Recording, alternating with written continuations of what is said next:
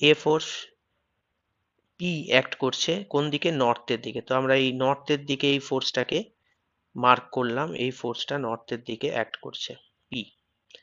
Second force Q, এটা act করছে ওয়েস্টের দিকে। থার্ড ফোর্স 4 কিলোনিউটন, এটা অ্যাক্ট করছে হচ্ছে সাউথ ওয়েস্টের দিকে, সুতরাং অ্যাঙ্গেল 45 ডিগ্রি হবে, অ্যাঙ্গেল 45 ডিগ্রি লিখেছি, এটাকেও 45 ডিগ্রি হয়ে যাবে। সেই অনুযায়ী এই ফোর্সটাকে ভাঙতে হবে, হরাইজন্টাল কম্পোনেন্ট হবে 4 cos 45 ডিগ্রি, আর ভার্টিক্যাল কম্পোনেন্ট হয়ে যাবে 4 sin 45 ডিগ্রি। আর চতুর্থ ফোর্স যেটা আছে 3 কিলোনিউটন, সেটা ইস্টের দিকে অ্যাক্ট করছে।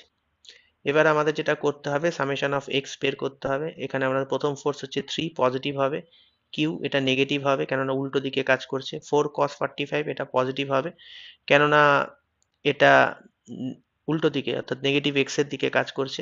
তাহলে আমরা এই ভ্যালুটা পেয়ে